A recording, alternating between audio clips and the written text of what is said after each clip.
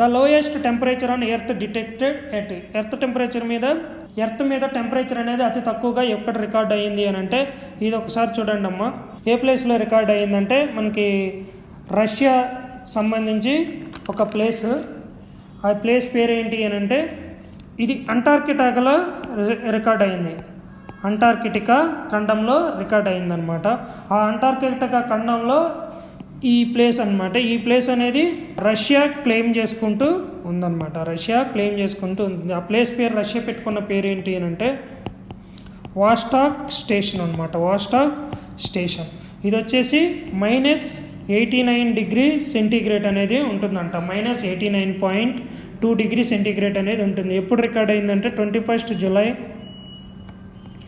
1983 ఈ టైంలో రికార్డ్ అవటం జరిగిందంట. సో వాస్టాక్ ప్లేస్ ఇది రష్యా యొక్క అంటార్కిటికా బేస్ అనమాట, research base. Which one of the following reflects back more sunlight as compare to other 3? ఇది మనందరికీ తెలుసు కదమ్మా, ఆల్బిడో ఎఫెక్ట్.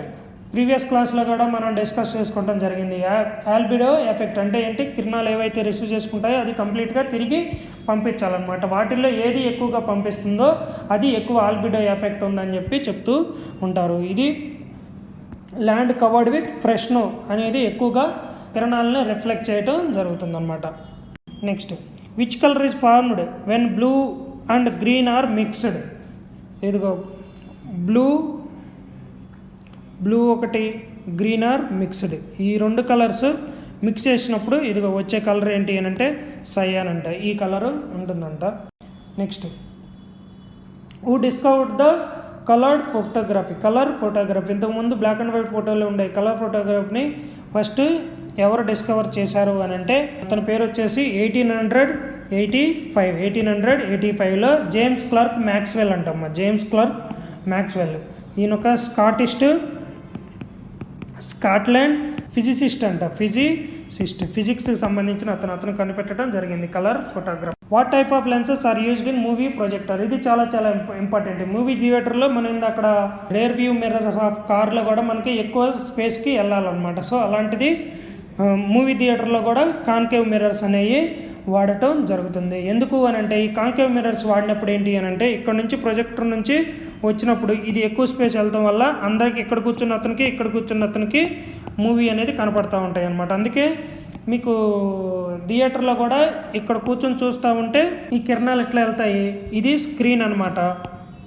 ఇది స్క్రీన్. ఇక్కడ కూర్చుని చూస్తూ ఇటు పేస్ట్ చేసుకుని చూస్తూ ఉంటారు. మనం కింద కూర్చున్నప్పుడు కిరణాలు అనేవి ఎలా వెళ్తూ ఉంటాయి అంటే ఇది ఎంతవరకు వెళ్తున్నాయో ఆ స్క్రీన్ దాకా ఈ డిస్టెన్స్ అనేది పెడతారనమాట. సో ఎక్కువ స్క్రీన్ కనపడే విధంగా పెట్టడం జరుగుతుంది. ఎక్కువ విజిబిలిటీ రావడానికి కాన్వెక్స్ మిర్రర్ అనేవి వాడటం జరుగుతుంది అనమాట. ఇది కాన్వెక్స్ మిర్రర్.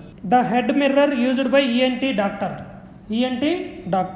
డాక్టర్ వాడే మిర్రర్లో ఏ దర్పణాలు ఉంటాయని అడగటం జరిగింది. వీటిల్లో వచ్చేసేసి కాంకేవ్ మిర్రర్ అనేది ఉంటూ జరుగుతుంది అనమాట. కాంకేవ్ అంటే ఏంటి అని అంటే జనరల్గా చిన్న ఆబ్జెక్ట్ని పెద్దగా చేయడానికి దగ్గరున్న వస్తువులు అనమాట. సపోజ్ ఇంతే దూరంలో ఉన్నాయి అనుకోండి, ఆ లోపల ఉన్న వస్తువుని చూడటానికి దగ్గరున్న వస్తువులు పెద్దగా జూమ్ చేయడానికి కాంకేవ్ మిర్రర్ని యూజ్ చేయటం జరుగుతుంది అనమాట. Mirage is observed in the desert due to phenomena of. మీరు ఎప్పుడన్నా బాగా ఎండగానే వేసినప్పుడు సమ్మర్లో ఇసుకలోకి కానీ వెళ్తే చివరి స్పేస్లో ఏం కనపడతాయి అంటే ఎండమావులు అని చెప్పి అంటూ ఉంటారు. వాటిని మిరాజెస్ అని చెప్పి అంటారు. అవి ఎందువల్ల ఏర్పడతాయి అని అంటే టోటల్ ఇంటర్నల్ రిఫ్లెక్షన్. ఈ టాపిక్ ఆల్రెడీ మనం ప్రీవియస్ సెషన్స్లో డిస్కస్ చేసినట్టున్నాము. సో ఇదన్నమాట మిరాజెస్ అనేవి ఇలా ఏర్పడతాయి అన్నమాట. Total internal. Good conductors have many loosely bound అంటే ఏంటి అని అంటే గుడ్ కండక్టర్స్ ఆఫ్ ఎలక్ట్రిసిటీ అంటారు కదా. ఎందువల్ల అవి గుడ్ కండక్టర్స్ అని అంటే ఈ iron rod good conductor of electricity అనుకోండి. దీంట్లో దగ్గరగా ఉన్నాయి అనుకోండి, అతుక్కుని ఎలక్ట్రాన్స్, వాటిలో ఈ ఎలక్ట్రిసిటీ అనేది చాలా స్లోగా స్ప్రెడ్ అవుతుంది అనమాట. అదేవిధంగా లూజ్లీ బౌండ్ ఎలక్ట్రాన్స్ కానీ ఉంటే ఫాస్ట్గా స్ప్రెడ్ అవటం జరుగుతుంది అనమాట. So loosely bound electrons. Next, A transformer work with step up step down transformer అని చెప్తూ ఉంటారు. అది ఆల్టర్నేటివ్ కరెంట్తో యూజ్ అవుతుంది. ఆల్టర్నేట్ కరెంట్తో ఉంటుంది. ఈవెన్ మనకి విలేజెస్లో కానీ ఒక మనిషి వచ్చి కిందకి పైకి చేస్తూ ఉంటాడు, అవి ఆల్టర్నేట్ కరెంట్తో యూజ్ అవుతాయి అనమాట. ట్రాన్స్ఫార్మర్ పెద్ద పెద్ద బాక్సెస్ ఉంటాయి కదా. Next Fleming's right hand rule is used to find the direction of. Fleming's right hand rule, left hand rule అనేది ఉంటుంది కదా, అది ఎలక్ట్రిసిటీ ఎలా పాస్ అయితే ఆ విధంగా చూపించడం జరుగుతుంది. ఒక దగ్గర నుంచి ఇంకో దగ్గరికి మధ్యలో ఉన్నది దానికి సంబంధించి లైట్ అనేది ఏ విధంగా, ఎలక్ట్రిసిటీ అనేది ఏ విధంగా ట్రాన్స్ఫర్ అవుతుందని చెప్పి మీడియంలో చూపించడం జరుగుతుంది అనమాట. సో రైట్ హ్యాండ్ రూల్ వచ్చేసి ఇండ్యూస్డ్ కరెంట్ అనమాట. ఇండ్యూస్డ్ కరెంట్ ఈ right hand rule, left hand rule ఒకసారి చూసుకోండి, మేబీ ఎగ్జామ్స్లో అడగచ్చు. The unit of electric power, electric పవర్కి సంబంధించి యూనిట్ ఏంటి అని చెప్పి అడగటం జరిగింది. ఎలక్ట్రిక్ పవర్ ఈ వోల్ట్ వచ్చేసి దేంటి, పొటెన్షియల్ డిఫరెన్స్ని మెజర్ చేయడం జరుగుతుంది. పొటెన్షియల్ డిఫరెన్స్, ఇక్కడ ఎంత వోల్టేజ్ ఉంది, ఇక్కడ ఎంత వోల్టేజ్ ఉంది, దాని డిఫరెన్స్ని తెలుసుకోవడానికి వోల్ట్ అనేది వాడటం జరుగుతుంది. ఈ వాట్ అనేది ఎప్పుడు వాడటం జరుగుతుంది అని అంటే ఎలక్ట్రికల్ పవర్ అనమాట.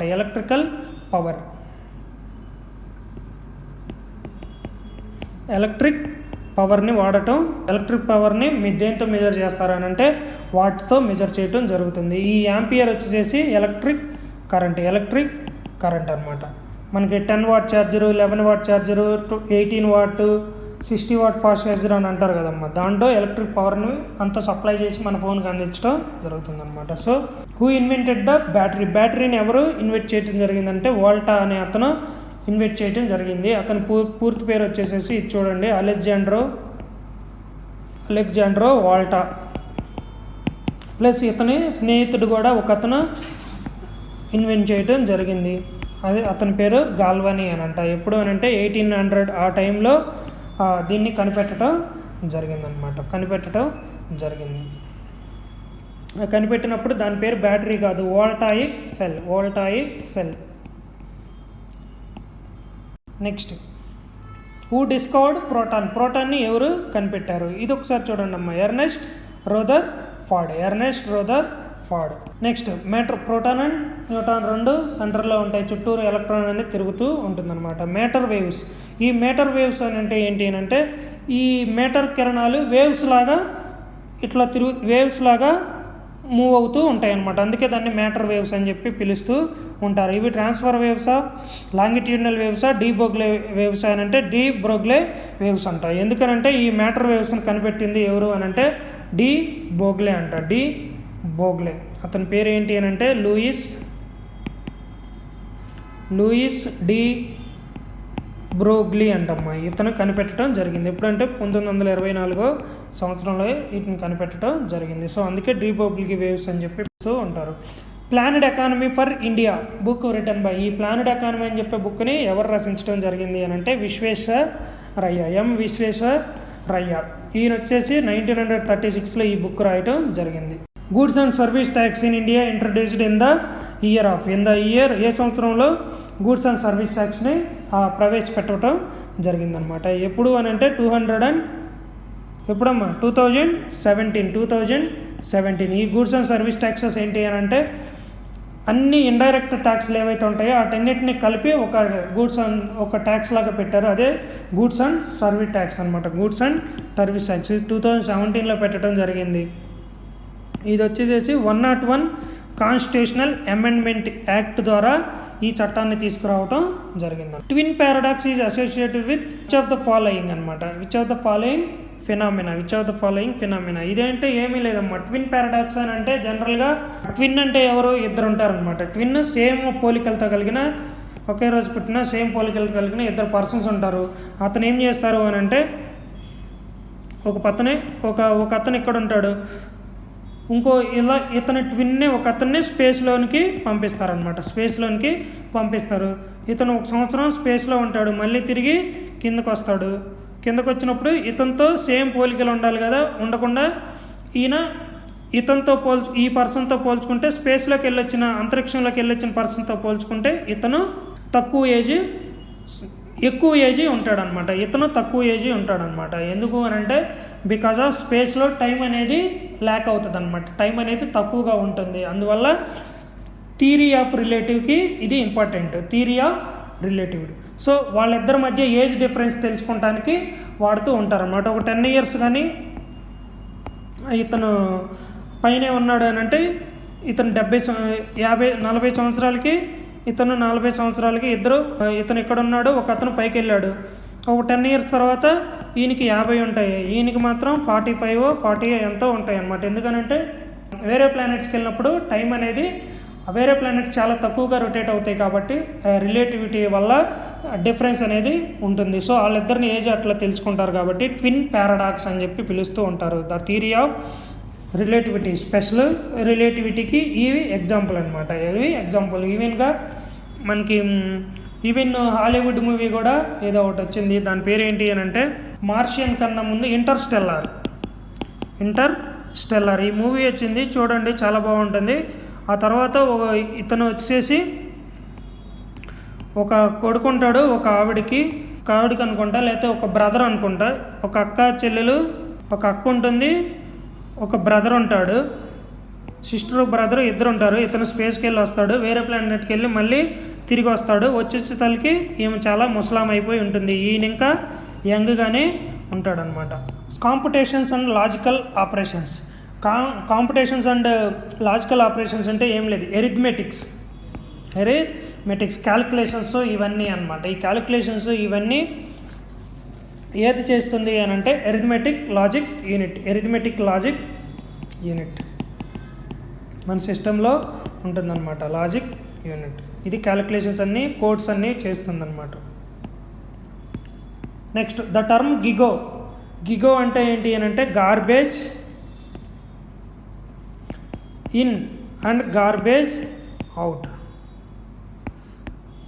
ఇది జనరల్గా ఏంటి అని అంటే to check the accuracy of typed information. ఏదో ఇన్ఫర్మేషన్ అయితే పిచ్చిగా టైప్ చేస్తాము అంటే ఆ ఇన్ఫర్మేషన్ రాలేదనుకోండి, ఎక్యురసీ వస్తుందా లేదా అని చెప్పి చెక్ చేస్తూ ఉంటారనమాట. సో అందుకే దీన్ని ఒక వేస్ట్ ఇన్ఫర్మేషన్ అనమాట.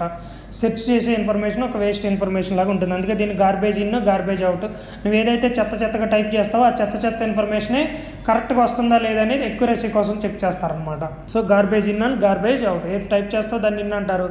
అది ఇన్ఫర్మేషన్ ఇచ్చిన తర్వాత టైప్ చేస్తే ఏం వస్తుందో దాన్ని గార్బేజ్ అవుట్ అని చెప్పి పిలుస్తుంటారు. Next, this component is required to process data into formation and consists of integrated circuits. Dash the component. Dash the component is required to process the data into information and consist of integrated circuits. ఒక integrated circuits ఉంటుంది plus data ఇన్ఫర్మేషన్ని process చేస్తూ ఉంటుందన్నమాట. అలాంటిది ఏంటి అని చెప్పి అడగటం జరిగింది. అదేంటి అని అంటే సెంట్రల్ ప్రాసెసింగ్ యూనిట్, సిపియు అని చెప్పి చెప్తూ ఉంటారు కదా, కింద పెద్ద బాక్స్ ఉంటుంది అది.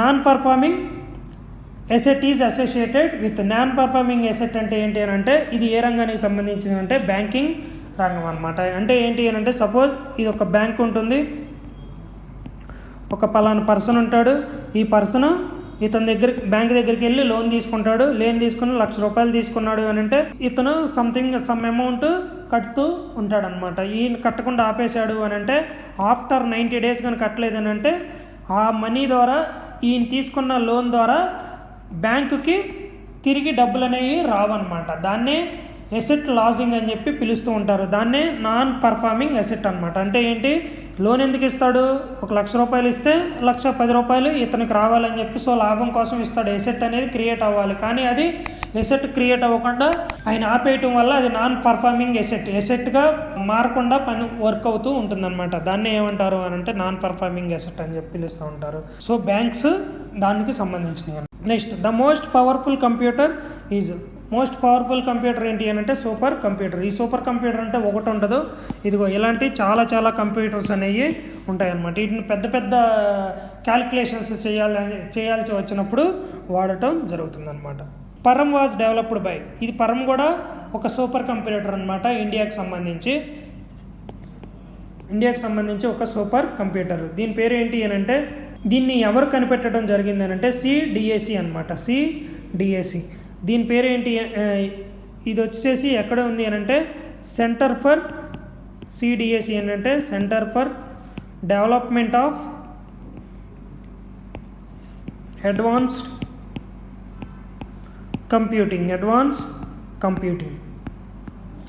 ఇది వచ్చేసి ఒక ఇన్స్టిట్యూట్, అది పర్మ్ అనే సూపర్ కంప్యూటర్ని తయారు చేయడం జరిగింది. ఇది ఇండియాలో ఉందన్నమాట. ఇది ఎక్కడుంది అని అంటే ఈ CDAC అనేది పూణేలో ఉండటం జరిగిందనమాట. పూణే చాలా చాలా ఇంపార్టెంట్ ఇది. Next, which is the smallest of following computer. ఈ కంప్యూటర్స్లో ఉన్న వాటిలో స్మాలెస్ట్ కంప్యూటర్ని దేనికి పిలుస్తారు అని అంటే నోట్బుక్ అనమాట. ఈ ల్యాప్టాప్, డెస్క్టాప్, వర్క్ స్టేషన్ అంటే ఇంకా పెద్ద ల్యాప్ సిస్టమ్స్ అనేవి, కంప్యూటర్స్ అనేవి ఉంటాయి. ఈ నోట్బుక్ అంటే ఏంటి అంటే చిన్న 4 టైప్ లాగా ఉంటుందన్నమాట, చిన్నది. సో నోట్బుక్ వాటిలో స్మాల్ అనమాట. Mobile app APP app e vigil has been launched to. ఈ విజిల్ యాప్ అనేది ఎందుకు లాంచ్ చేయడం జరిగింది అని అంటే ఎలక్షన్స్ అప్పుడు, మోరల్ కోడ్ ఆఫ్ కండక్ట్ అప్పుడు ఇది లాంచ్ చేయడం జరిగిందనమాట. So enable citizen to report violation of election conduct. అంటే ఎలక్షన్ షెడ్యూల్ రిలీజ్ చేసినప్పుడు కోడ్ ఆఫ్ కండక్ట్ పెడతారు కదా, మోరల్ కోడ్ ఆఫ్ కండక్ట్ అని చెప్పి, కానీ జనరల్గా అది ఎవరు ఫాలో అవ్వరు. సో అలా ఎవరన్నా moral code of conduct follow అవ్వకపోతే ఈ విజిల్ ద్వారా కంప్లైంట్ అనేది ఇవ్వవచ్చు అనమాట. అలాంటి దాని పెట్టిన యాప్ ఇది. Next, joystick is primarily used for.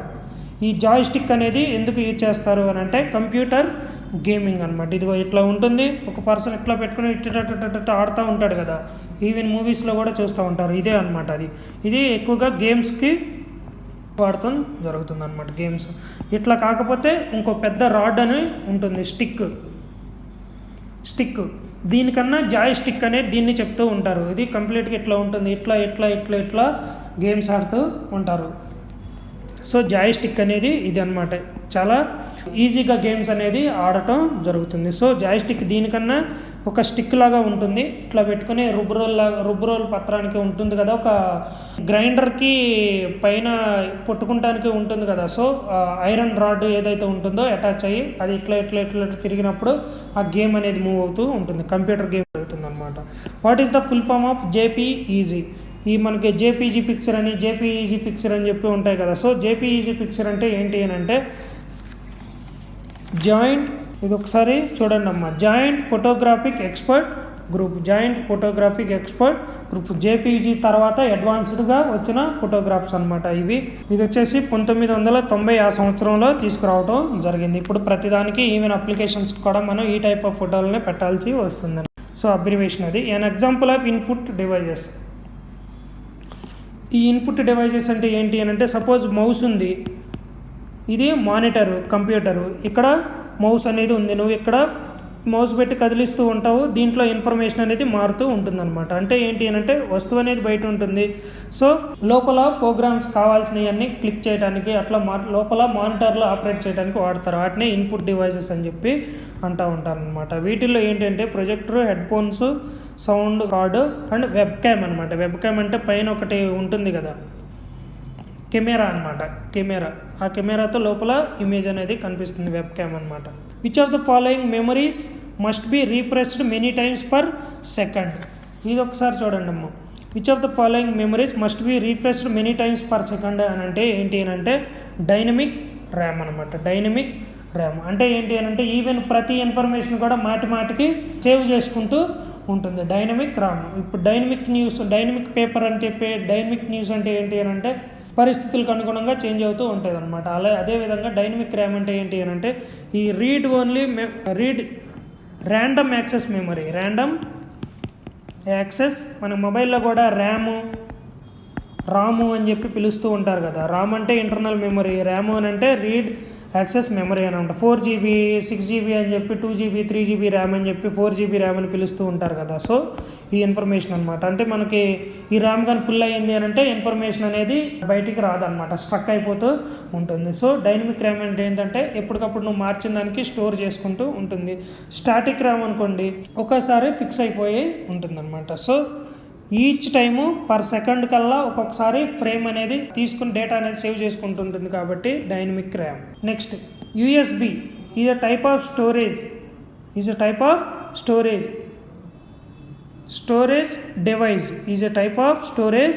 Device. అంటే ఈ టైప్ ఆఫ్ స్టోరేజ్ డివైస్ అనేది ఏంటి అనమాట? సెకండరీ స్టోరేజ్ డివైజా, యాక్సిలరీయా, టెర్షియరియా, ప్రైమరీయా? ఇది ఒకసారి అండి. ప్రైమరీ డివైస్ అంటే సపోజ్ ల్యాప్టాప్లో ఉన్నాయి అనుకో, లోపల హార్డ్ డిస్క్ అనేవి ఉంటాయి. ఈవెన్ మొబైల్ ఫోన్స్కి కూడా ఇంటర్నల్ మెమొరీస్ అని చెప్పి ఉంటాయి. అవి వచ్చేసి ప్రైమరీ డివైస్ అనమాట. అంటే ఏంటి అని అంటే ఫోన్లోనే ఉంటాయి, డైరెక్ట్ కావాల్సినప్పుడు ఓపెన్ చేసుకోవచ్చు. అదే యూఎస్బి అని అంటే మనకి పెన్ డ్రైవ్తో బయట నుంచి కనెక్ట్ చేయాలన్నమాట. అవి పెట్టినప్పుడు దాంట్లో ఉన్న స్టోరేజ్ అనేది మనం వ్యూ చేయటం, చూడటం అనేది జరుగుతుంది అనమాట. సో అవి సెకండరీ డివైజెస్, లోపల ఉన్నాయేమో primary devices. Permanent instructions that the computer uses when it is turned on and that cannot be changed by the other instructions are called. ఇది ఒకసారి చూడండి అమ్మ. పర్మనెంట్ ఇన్స్ట్రక్షన్స్ ఇస్తారు. అంటే మనకు ఇప్పుడు ర్యామ్ ఉంది. ర్యామ్ అని అంటే మనకి ఎప్పటికప్పుడు మనం ఏంటి మార్చుకుంటూ ఉంటాం అనమాట. ఓపెన్ చేసినప్పుడు మాత్రమే వెనకాల బ్యాక్గ్రౌండ్లో ఫైల్స్ అనేవి ఉంటాయి. అలా కాకుండా ఆల్రెడీ ప్రోగ్రామ్ అనేది ఫిక్స్ చేసి ఉంటారు. మనకి ఏది కావాలంటే అప్పుడు ఇమీడియట్గా రావటం జరుగుతుంది అనమాట. అలాంటిది ఒకసారి పర్మనెంట్ ఇన్స్ట్రక్షన్స్ కంప్యూటర్కి ఆన్ చేసాము అని అంటే cannot be changed by other instructions, మళ్ళీ తిరిగి దాన్ని మార్చలేము అనమాట. అలాంటి దాన్ని ఏమంటారు అని అంటే read only memory, Ram, read only memory, storage device అనమాట. డివిడి ఈజ్, ఈ డివిడి అబ్రివేషన్ కూడా సిడి అనుకోండి, కాంపాక్ట్ డిస్క్ అనమాట, కాంపాక్ట్ డిస్క్. దాని తర్వాత వచ్చింది డివిడి అనమాట. డివిడి అంటే ఏంటి, డిజిటల్ వర్సటైల్ డిస్క్. వీటిలో ఏముంటాయి అని అంటే జనరల్గా ఇట్లా సర్కిల్గా ఉంటాయి, ఒక ఈ హోల్ అనేది ఉంటుంది. వీటిలో ఇట్లా తిరగటం వల్ల దాంట్లో ఇన్ఫర్మేషన్ అనేది స్టోర్ చేసుకుంటూ ఉంటుంది అనమాట. ఇక్కడ దాకే ఉందనుకోండి, ఇదొక కలర్ దాకా ఉంటుంది, ఇక్కడ ఖాళీగా ఉంటుంది అనమాట. సో ఈ ఒక కలర్గా ఉంటాయి, ఇదొక కలర్గా ఉంటాయి. సో అప్పుడు క్లియర్గా డివైస్ అనేది కనపడుతుంది డివిడి మీద. సో అప్పుడు అది ఫుల్ అయిందా లేదా అనేది మనకి ఈ డివిడీల మీదే చూడటం జరుగుతుంది అనమాట. ఇదేంటి అని అంటే ఓన్లీ ఒకసారి డేటా అనేది దీంట్లో ఇంక్రిప్ట్ చేయగలం, స్టోరేజ్ చేయగలం. మళ్ళీ ఈవెన్ వీటిలో డేటా తీసేసినా కానీ ఇది ఫుల్గానే చూపిస్తుంది అనమాట. ఇది ఓన్లీ వన్సే పనిచేస్తాయి అనమాట. అందుకని వీటిని వాడటం జరగట్లేదు. ఆల్మోస్ట్ ఒక 10 years బ్యాక్ అయితే బాగా వాడేవాళ్ళు, ఇప్పుడు వాడటం. Dash is not a storage device. ఈ క్రింది వాటిలో స్టోరేజ్ డివైస్ కానిది ఏంది, ఐప్యాడ్. ఇప్పుడు చెప్పేవి కూడా టీచింగ్ చేయటానికి ఐప్యాడ్ ఇవన్నీ వాడుతూ ఉంటారు కదా, స్టోరేజ్ డివైస్గా. పెన్ డ్రైవ్స్ కూడా మనకు తెలిసింది, పెన్ డ్రైవ్లు, ఫ్లాష్ డిస్క్స్ కూడా స్టోరేజ్ డివైసెస్. ఈ లైనక్స్ అనేది ఏంటి అని అంటే సాఫ్ట్వేర్ అనమాట. సాఫ్ట్వేర్ ఇప్పుడు మనకి మైక్రోసాఫ్ట్ ఏ విధంగా ఉంటాయి, విండోస్ 10 అని, అలాంటి ఒక సాఫ్ట్వేర్ అనమాట లైనక్స్ అని. Next, what is the full form of USB? USB port ద్వారా మనం పెన్ డ్రైవ్స్ అవి పెట్టుకుంటూ ఉంటాం కదా. సో యూఎస్బి అంటే ఏంటి అని అంటే universal serial bus. The abbreviation చూసుకోండి. 1 MB is equal to 1 MB ఎంత, దేనికి సమానము అని అంటే ఇది ఒకసారి చూడండి అమ్మ. 1 MB వచ్చేసి 1 million బైట్ అనమాట. 1 MB వచ్చేసి 1 million బైట్. 1 byte చూడండి అమ్మ ఒకసారి. మనకి 1 GB డేటా 1 MB స్పీడ్ అని చెప్పి చెప్తూ ఉంటారు కదా. సో 1 MB అంటే 1000 kbps అనమాట. 1000 kbps స్పీడ్ అని చెప్పి చెప్తూ ఉంటారు. అదే ఇప్పుడు 1 GB అని అంటే ఇది 1000 అవుతుంది అనమాట. ఇది 1000 MB అని అవుతుంది. అట్లా కాకుండా 1 TB అని అంటారు కదా, అంటే ఈ జీబీ అనేది 1000 అనేది అవుతుంది అనమాట. సో ల్యాప్టాప్లో 1 TB 1 TB ల్యాప్టాప్ అని చెప్పి చెప్తూ ఉంటారు కదా. స్టోరేజ్ అనేది 1000 GB అనేది ఉంటుంది. అదే 1 GB అని అంటే 1000 MB అనమాట. 1 MB అని అంటే 1000 KB. అట్లాగే 1 MB అంటే ఏంటి అని అంటే 1 million bytes అనమాట. 1 million MB అంటే మెగా బైట్స్. ఇది ఒకసారి చూడండి అమ్మ. A gigabyte is approximately 1 billion bytes అనమాట. అప్రాక్సిమేట్లీ 1 GB అని అంటే ఏంటి అని అంటే 1 billion bytes అనమాట. ఇందాక చెప్పిందంటే క్యాలిక్యులేషన్ చేసుకుంటా ఉంటే వాట్ ఈజ్ ఉబుంటు అనేది operating system, programming languages and micro processor. Ubuntu అనేది ఒక ఆపరేటింగ్ సిస్టమ్ అనమాట. విండోస్ 10 అలాగో ఇది కూడా లైనక్స్ లాగే ఇది కూడా ఉబుంటు అనేది ఒక ఆపరేటింగ్ సిస్టమ్ అనమాట. మనకి ఫోన్లలో మంచి ఫోన్లు ఎట్లా ఉన్నాయో ఆపరేటింగ్ సిస్టంలో కూడా విండోస్ 10 సూపర్ అని చెప్పి చెప్తుంటారు. లైనక్స్, ఈ ఉబుంటులు ఇవన్నీ లోయర్ వేరియంట్స్ అని చెప్పి చెప్తుంటారు అనమాట. వాట్ ఈజ్ యూఆర్ఎల్ అనేది మనం టైప్ చేసినప్పుడు వస్తూ ఉంటుంది కదమ్మా, అది ఏంటి అని అంటే యూఆర్ఎల్ అనేది ఒక అడ్రస్ అనమాట. యూఆర్ఎల్ అనేది ఒక అడ్రస్, యూఆర్ఎల్ అడ్రస్ అని చెప్పి చెప్తూ ఉంటారు కదా. సో నెట్లో సెర్చ్ చేయడానికి ఒక యూఆర్ఎల్ అడ్రస్ అని చెప్పి చెప్తూ ఉంటారు. And IP address, IP address అంటే ఏంటి, internet protocol, internet protocol IP address అని చెప్పి చెప్తూ ఉంటారు కదా. అది వచ్చేసి 32 బిట్ అంటమ్మా, 32 bit number. Next, what is the full form of ISDN? ఈ ISDN అంటే ఏంటి అని అంటే మనకి ఈవెన్ ల్యాండ్లైన్ ఫోన్స్ ఉంటాయి కదా, అవన్నీ ఒక system integrated service digital network అనమాట. ఇంటిగ్రేటెడ్ సర్వీస్ డిజిటల్ నెట్వర్క్ అంటే ఏంటంటే ఒక సర్వీస్ ప్రొవైడ్ చేయడానికి ఒక డిజిటల్ నెట్వర్క్ని పెడతారనమాట. మనకి ఈ ల్యాండ్లైన్లో కావాల్సిన వాయిస్ కానీ కమ్యూనికేషన్ పర్పస్ మీద వాయిస్ కానీ మాట్లాడటానికి కానీ డేటా ట్రాన్స్ఫర్ చేయడానికి కానీ, మనం మాట్లాడితే అక్కడ వాయిస్ ఇక్కడికి రావడానికి డేటా ట్రాన్స్ఫర్ చేయడానికి ఈ ఇంటిగ్రేటెడ్ ISDN అని చెప్పి నెట్వర్క్ని యూజ్ చేస్తూ ఉంటారు. ఇది ఎక్కువగా ఫోన్లో కొంతమంది చూడండి, కొన్ని ల్యాండ్లైన్ ఫోన్ తీయకపోతే మూవీస్లో చూస్తూ ఉంటారు, చెప్పేసేసి వాయిస్ వదిలేస్తారనమాట. ఎప్పుడన్నా మళ్ళీ తిరిగి వాళ్ళు వచ్చినప్పుడు ఆ వాయిస్ కావాలనుకుంటే ఎప్పుడైనా తిరిగి వచ్చినప్పుడు వేరే వాళ్ళకి ఫోన్ చేస్తే తీయకపోతే వాళ్ళకి వాయిస్ రికార్డ్ చేసి పెడతారు, తర్వాత వచ్చి వింటారనమాట. సో అలాంటి ఇన్ఫర్మేషన్ ట్రాన్స్ఫర్ చేసుకుంటానికి వీటిని వాడతారనమాట. ఇది integrated service digital network ISDN. మూవీస్లో మనం ఎక్కువగా చూస్తూ ఉంటాం, అమెరికాలో కానీ అలాంటి ఫోన్ చేస్తే ఎవరు తీయరనమాట, వాళ్ళకి ఫ్రీగా వచ్చినప్పుడు మనం రికార్డ్ చేసి పెట్టేస్తే వాళ్ళు వచ్చి వింటారనమాట. సిస్టమ్ అనమాట ఇది. 1 carbon credit is equal to 1 carbon credit అంటే ఏంటి అని అంటే, ఈ కార్బన్ క్రెడిట్ అంటే ఏంటంటే కార్బన్ డైఆక్సైడ్ని తగ్గించాలన్నమాట. కార్బన్ డైఆక్సైడ్ని వాడకుండా మనం తగ్గించాలన్నమాట. సో ఎప్పుడైతే మనం 1000 kg ఆఫ్ కార్బన్ డైఆక్సైడ్ని రిలీజ్ చేయకుండా ఉన్నామో అప్పుడు 1 కార్బన్ క్రెడిట్ సర్టిఫికెట్ అనేది మనకి ఇవ్వటం జరుగుతుంది. ఇప్పుడు ఈవెన్ ఇండియా కూడా నేను ఈ సోలార్ ఈ ప్యానల్స్ ద్వారా కోలుని తగ్గించేసేసి 1000 కార్బన్ డైఆక్సైడ్ని నేను రిలీజ్ చేయకుండా ఎన్విరాన్మెంట్లోకి ఆపాను అని అంటే మనం వరల్డ్ బ్యాంక్ దగ్గరకో లేకపోతే WTO దగ్గరకో వెళ్తే 1 కార్బన్ క్రెడిట్ స్టాంప్ అని చెప్పి ఒక పేపర్ అనేది ఇస్తారనమాట. ఆ కార్బన్ క్రెడిట్ ఏంటి అని అంటే 1000 kg ఆఫ్ కార్బన్ డైఆక్సైడ్ని సేవ్ చేసినప్పుడు ఇస్తారు. అది నువ్వు వేరే కంట్రీస్లో కూడా అమ్ముకుంటే మనీ అనేది. The mass of 1 molecule of oxygen is, mass of 1 molecule of oxygen ఏంటి అని అంటే ఇది ఒకసారి చూడండి అమ్మా, ఎంత అని అంటే 5.3 1 × 10⁻⁻23 grams. 1 మాలిక్యూల్ ఆఫ్ ఆక్సిజన్ ఎంత ఉంటుంది అని అంటే 5.31 × 10⁻⁻23. ఇది ఒకసారి గుర్తుపెట్టుకోండి అమ్మా. The penetrating powers of alpha rays, beta rays and gamma rays in decreasing order.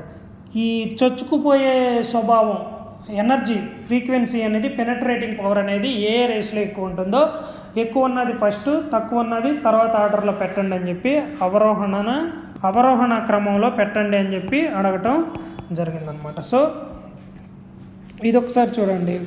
First వచ్చేసేసి గామా ఉంటుంది, గామా రేస్ అనేది మోస్ట్ పెనట్రేటింగ్, తర్వాత బీటా రేస్, తర్వాత ఆల్ఫా అనమాట, తర్వాత ఆల్ఫా. ఈవెన్ ఈ ఆల్ఫా రేస్ను ఒక పేపర్ కూడా ఆపేయచ్చు అనమాట, అంత తక్కువ పెనట్రేషన్ అనేది ఉంటుంది. వాటితో ఎక్కువ పోల్చుకుంటే బీటా రేట్స్కి ఉంటుంది, బాగా ఎక్కువ గామా రేస్ కానీ ఉంటుంది. ఇది కలర్ కోడెడ్గా ఇవ్వడం జరిగింది గుర్తుండటం కోసం. Next, the pH value of sample of multiple distil water. The pH value of multiple distil water is, ఈ pH వాల్యూ అంటే hydrogen ions, negative logarithm of hydrogen ions percentage కదా. So ఇది ఎసిడిటీయా, ఆమ్లమా, క్షారమా అనేది తెలుసుకోవడానికి pH వాల్యూ అనేది మనం చెప్తూ ఉంటాము. ఈ pH వాల్యూ 7 ఉంటే మనకి న్యూట్రల్గా చెప్తూ ఉంటారు, ఇంతకన్నా ఎక్కువగా ఉంటే వీటిని బేసిస్ అని చెప్పి, తక్కువగా ఉంటే యాసిడ్స్ అని చెప్పి చెప్తూ ఉంటారు. ఈ distilled water multiple times distil చేస్తారనమాట. డిస్టిల్డ్ వాటర్ అని చెప్పి మనం తాగుతూ ఉంటాం కదా, సో మల్టిపుల్ టైమ్స్ డిస్టిల్ చేస్తారు. ఏ వాటర్ని చేస్తారంటే జనరల్గా సీ వాటర్, ఉప్పు నీటిని చేస్తారనమాట మంచినీటిగా మార్చడానికి. ఈ మంచినీటిగా మార్చడానికి మంచినీరు అనేది జనరల్గా pH వాల్యూ 7గా ఉంటుందన్నమాట. pH వాల్యూ 7గా ఉంటుంది, అందుకే అది తీపిగా ఉండదు, చేదుగా ఉండదు అనమాట నీళ్ళు అనేవి. సో ఈ ఉప్పు వాటర్ని తగ్గించి pH 7గా చేస్తారనమాట. సో వెరీ నియర్ టు 7 అనమాట. అప్పుడే ఇవి డ్రింకింగ్ అనేది చేయటం జరుగుతుంది. డిస్టిలేషన్ చేసి ఆ విధంగా చేస్తారు. Next, which one of the following acids is produced in human stomach. Human స్టమక్స్లో ఈ క్రింది వాటిలో ఏ ఆమ్లం అనేది ఉత్పత్తి చేస్తుంది అని అంటే హైడ్రోక్లోరిక్ యాసిడ్. ఇది గ్యాస్ట్రిక్ జ్యూస్లో చాలా చాలా ఇంపార్టెంట్. ఏమన్నా బ్యాక్టీరియాలు వాటి కానీ ఉంటే, క్రిములు కానీ ఉంటే వాటిని చంపేస్తుంది అనమాట. సో ఈ గ్యాస్ట్రిక్ జ్యూస్లో హైడ్రోక్లోరిక్ యాసిడ్ అనేది ఫామ్ అవుతుంది. ఇది చాలా చాలా ఇంపార్టెంట్. ఎగ్జాక్ట్గా దాన్ని రిలీజ్ చేసేది ఏంటి అని అంటే ఫండస్ అని చెప్పి చెప్తూ ఉంటారు. డైజెషన్ సిస్టంలో హైడ్రోక్లోరిక్ యాసిడ్ ఇంపార్టెంట్.